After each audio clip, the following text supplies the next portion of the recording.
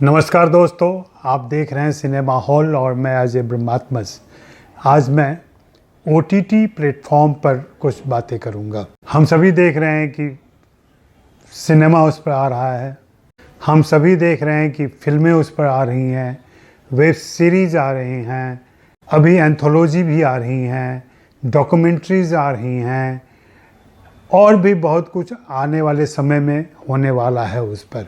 जिन लोगों को लग रहा था कि जैसे ही कोरोना का प्रकोप ख़त्म होगा और थिएटर खुल जाएंगे, उसके बाद सिनेमा घर चलने लगेंगे और फिर वहाँ पर OTT का महत्व कम हो जाएगा, लोग फिर से सिनेमा घरों में लौट जाएंगे। यह हो जाए तो बहुत अच्छी बात होगी, लेकिन यह मुमकिन नहीं दिख रहा है। सच्चाई यही है कि OTT प्लेटफॉर्म लगातार अपनी स्थिति मजबूत करता जा रहा है और सिर्फ इस वजह से मजबूत नहीं कर रहा है कि अभी कोरोना का प्रकोप है और थिएटर बंद हैं, बल्कि अपनी वैरायटी से कर रहा है। अब यह अलग बात है कि इस वैरायटी में क्वालिटी अभी नहीं दिख रही है। दरअसल हमेशा मैं ये बात लगभग हर मीडियम के लिए कहता हूँ कि जब शुरुआत होती है ना, तो बाढ़ सी आती है।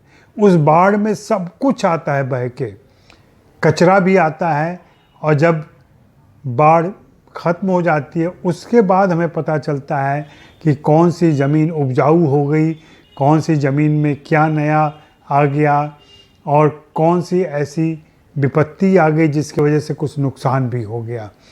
तो ये सब बाद में पता चलता है। लेकिन अभी जो OTT पर जिस ढंग के प्रोग्राम आ रहे हैं वह बाढ़ की ही स्थिति है और वहाँ ज़्यादातर औसत काम हो रहे हैं। ये कहीं न कहीं उन लोगों की भी दिक्कत है जो लोग OTT के प्रोग्रामर्स हैं, जो लोग OTT के क्यूरेटर्स हैं। ये सभी, अगर आप इनके पृष्ठभूमि पर जाएं तो ये सभी कभी न कभी सिनेमा से जुड़े रहे हैं, हिंदी फिल्म इंडस्ट्री से जुड़े रहे हैं, या किसी दक्षिण की या बंगाल की फिल्म इंडस्ट्री से जुड़े रहे हैं और वहाँ से ये OTT प्लेटफॉर्म में शिफ्ट किए हैं। तो इनकी सेंसिबिलिटी, इनको चीज़ों को देखने का तरीका और स्टारडम का एक आतंक, स्टारडम की एक जो प्रणाली है वह उनके ऊपर हावी है। इसलिए आप देखेंगे कि ज़्यादा कीमत दे करके, ज़्यादा पैसे दे करके बड़े स्टार की फिल्में ली जा रही हैं OTT प्लेटफॉर्म पर, और नतीजा वही लक्ष्मी और राधे जैसा हो रहा है।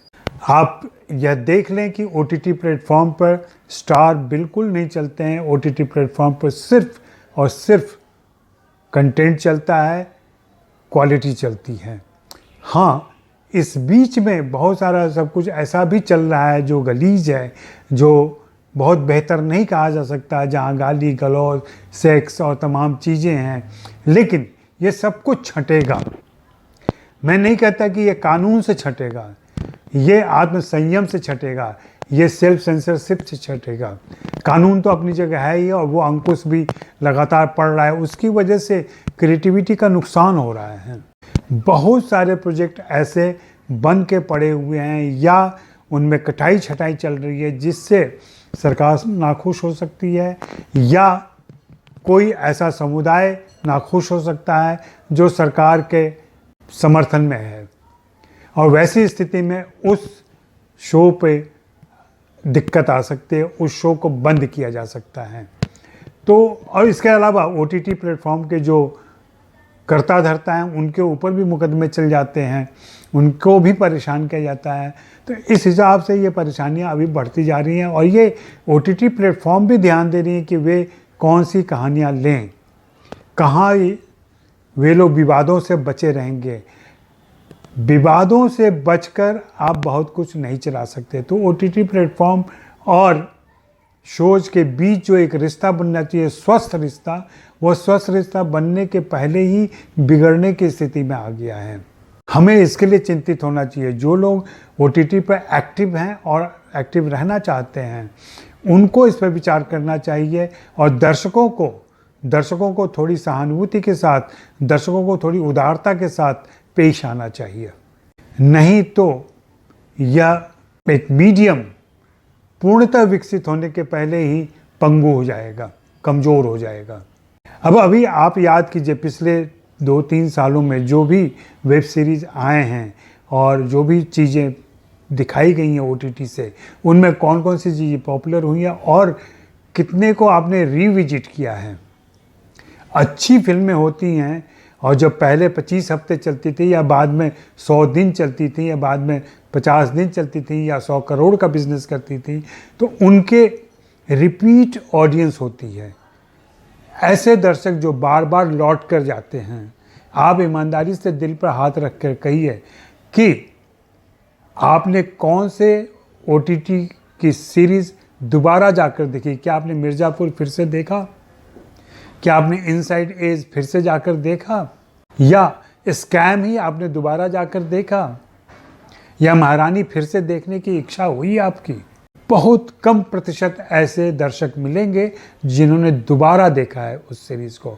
तो एक तो कह सकते हैं कि सीरीज़ की मियाद बहुत छोटी होती है, उसके एक्सपायरी डेट कम होती है। हाँ, अगर प्रोग्राम अच्छे बने तो उनके जो सीजन्स आते हैं, अगले सीजन्स, उनके प्रति जिज्ञासा बनी रहती है। जैसे कि हमने फैमिली में देखा, द फैमिली मैन के सीजन 2 के लिए गजब का इंतज़ार था, मिर्ज़ापुर के लिए इंतज़ार था। ऐसे ही हो सकता है कि स्कैम का सेकंड पार्ट आए, अगला सीज़न आए तो इंतज़ार हो, महारानी का अगला सीज़न आए तो इंतज़ार हो। अभी ग्रहण आया है, उसकी चर्चा चल रही है। ग्रहण के मामले में एक बात मैं ज़रूर कहूँगा, डिज्नी हॉटस्टार वालों को खास करके, या उनके जो काम देख रहे हैं PR वगैरह, उनको, कि अगर आप पत्रकारों को उसके स्क्रीनर भेज रहे हैं तो प्लीज़ हिदायत मत दीजिए कि रिव्यू में क्या करें और क्या नहीं करें। या तो आपको बिल्कुल आइडिया नहीं है कि किस क्रिटिक का क्या बैकग्राउंड रहा है, उसकी अपनी मर्यादा क्या रही है, उसने क्या स्थान हासिल किया है इंडियन सोसाइटी में। आप एक पत्र ड्राफ्ट करते हैं और वह पत्र सबको भेज देते हैं, नए से नए क्रिटिक, ओल्ड से ओल्ड क्रिटिक को। यह पहले नहीं होता था। और उसमें आप हिदायत देते हैं कि आप ये नहीं करेंगे, ये नहीं करेंगे, ये नहीं करेंगे, 25 किस्म का एम्बार्गो लगा देते हैं। माफ़ करें, ऐसे स्क्रीनर की ज़रूरत ही नहीं है। आप शोज़ दिखाएंगे, हमने सब्सक्राइब किया है, हम शो देख लेंगे और उसके बाद हमें जो बोलना होगा बोलेंगे। हमें किसी एम्बार्गो में नहीं रहना है। यह सारे OTT प्लेटफॉर्म को याद रखना चाहिए। तो ये कुछ OTT प्लेटफॉर्म से जुड़ी समस्याएं थीं जिस पर मैंने बात की। आप भी इन पर सोचिएगा, विचारिएगा और अपनी राय दीजिएगा। शुक्रिया, मेहरबानी, धन्यवाद।